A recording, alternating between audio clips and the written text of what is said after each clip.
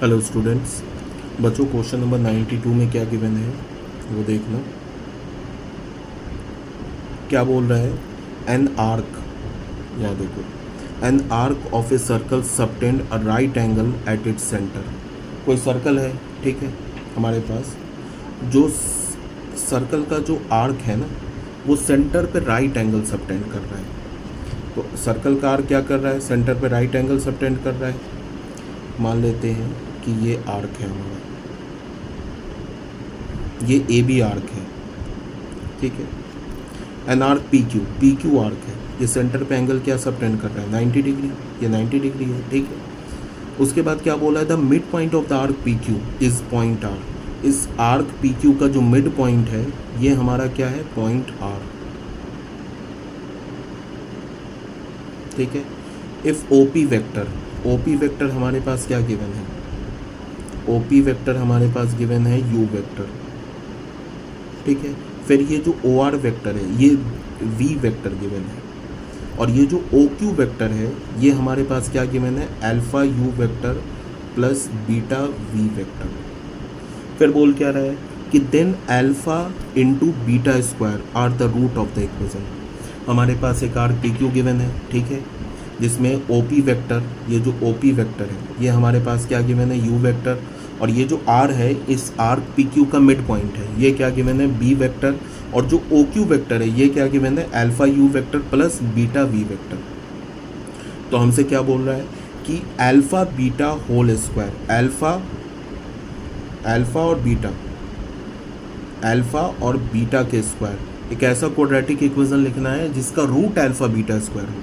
तो कहने का मतलब है कि अगर हमने अल्फा बीटा निकाल लिया तो फिर हमें क्वाड्रेटिक इक्वेशन आ जाएगा जिसका रूट अल्फा और बीटा स्क्वायर है। तो अल्फा बीटा निकालना है। तो अल्फा बीटा निकालने के लिए सबसे पहले तुम ये देखो कि ओ क्यू वेक्टर हमारे पास क्या गिवन है। ओ क्यू वेक्टर हमारे पास गिवन है alpha you vector plus beta we vector. O R vector हमारे पास क्या गिवन है? ओ आर वेक्टर है हमारे पास V vector, and O P vector हमारे पास क्या गिवन है? यू वेक्टर, ये गिवन है, ठीक है। अब ये बताओ कि ये जो तीनों वेक्टर है इसका मैग्नीट्यूड क्या होगा? ये तो सर्कल के रेडियस के इक्वल होगा। ये आर है तो ये भी आर, ये भी आर। तो सबसे पहले ओ पी वेक्टर का मैग्नीट्यूड, ओ आर वेक्टर का मैग्नीट्यूड, और यहाँ पे ओ क्यू वेक्टर का मैग्नीट्यूड, इसको हमने आर मान लिया, ठीक है। उसके बाद देखो ये ओ पी वेक्टर और ये ओ क्यू वेक्टर आपस में परपेंडिकुलर है, तो इनका डॉट प्रोडक्ट क्या होगा? डॉट प्रोडक्ट होगा 0। तो हमने ओ पी वेक्टर का और ओ क्यू वेक्टर के डॉट प्रोडक्ट को कर दिया 0, ठीक है। अब ओ पी वेक्टर क्या है? U vector, dot O Q vector क्या है? ये हमारे पास alpha you vector plus beta we vector, इसका डॉट प्रोडक्ट हो गया 0। डॉट प्रोडक्ट लो तो ये क्या हो जाएगा? Alpha into u dot u क्या होगा? मैग्नीट्यूड ऑफ यू का होल स्क्वायर प्लस क्या हो जाएगा? Beta into u vector dot v vector is equals to 0। तो अल्फा मैग्नीट्यूड ऑफ यू क्या हो जाएगा? हमने क्या मान रखा है? आर, तो ये क्या हो जाएगा? R square plus beta. U dot V को क्या लिख सकते हो? Magnitude of U vector magnitude of V vector into इन दोनों के बीच का एंगल कॉस थीटा, ठीक है। ये क्या हो जाएगा हमारे पास? 0, ठीक है। इसके बाद देखो ये हमारे पास OP और OQ का हमने डॉट प्रोडक्ट लिया है, ठीक है। इसके बीच में एंगल क्या बन रहा है? हमारे पास 0 एंगल बन रहा है, ठीक है। तो यहाँ से तुम्हें क्या मिल रहा है? OP और OQ 90 डिग्री पर है, परपेंडिकुलर है, डॉट प्रोडक्ट है 0। OP एंड OQ, ठीक है। क्वेश्चन में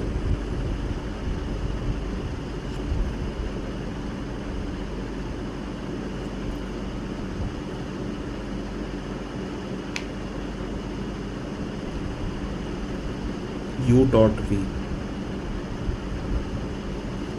अच्छा एक बात सॉरी, यहाँ पे हमारे पास एक चीज़ को ध्यान में, यहाँ पे जो थीटा है ना, हमें ये जो थीटा है, ये जो थीटा दिख रहा है ना, ये थीटा किस दो वेक्टर के बीच में, u और v वेक्टर के बीच का एंगल है ना।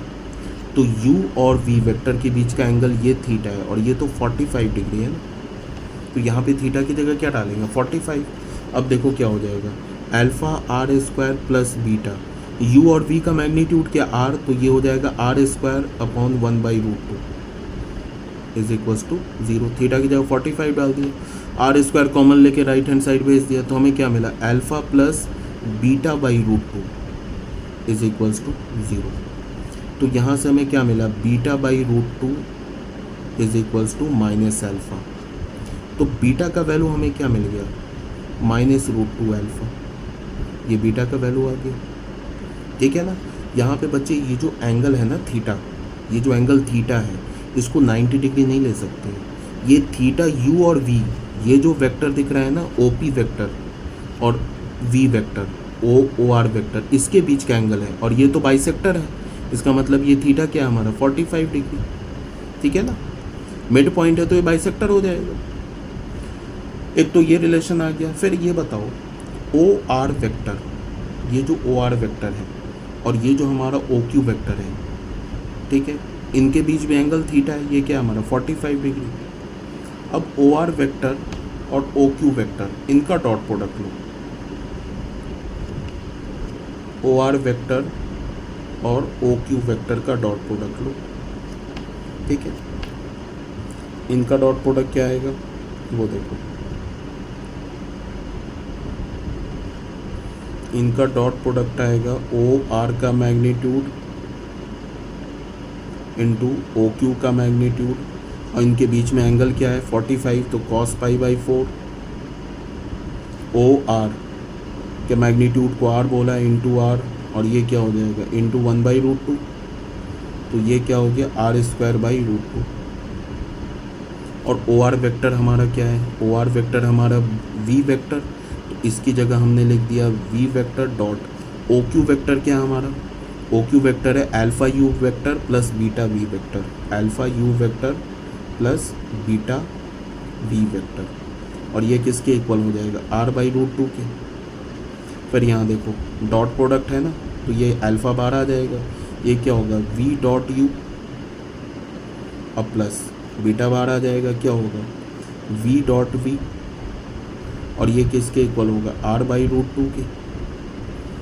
तो v.u, तो ये क्या हो जाएगा, magnitude of v, magnitude of u, दोनों r के इक्वल है, तो ये हो जाएगा r², और बीच में एंगल क्या है इनके 45 डिग्री, तो क्या हो जाएगा cos 45, तो 1/√2, और यहाँ से क्या होगा beta, v.v is magnitude of v का होल स्क्वायर, तो ये क्या हो जाएगा, ये भी हो जाएगा r², और ये क्या हो जाएगा r²/√2।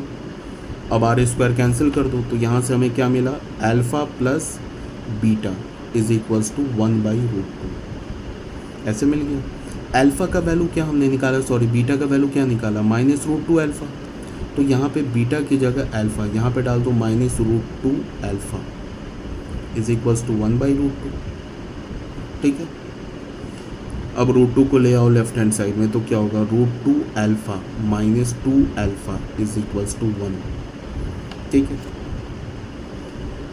तो यहाँ से हमें अल्फ़ा की वैल्यू क्या मिल गई,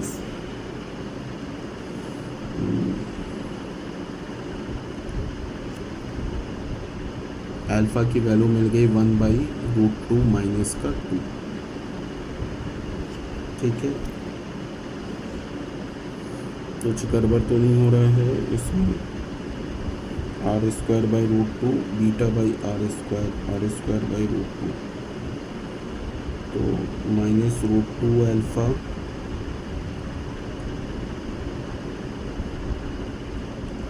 अल्फ़ा अगर हम इधर ले गए हैं तो √2 अल्फ़ा,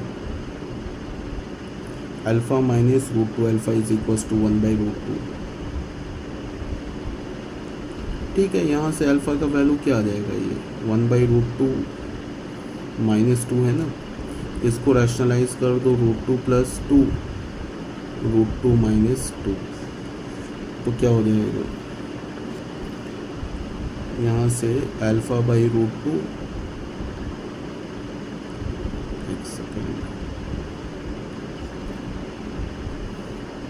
अल्फ़ा माइनस बीटा, यहाँ से आ रहा है हमारे पास अल्फ़ा बाई रूट 2,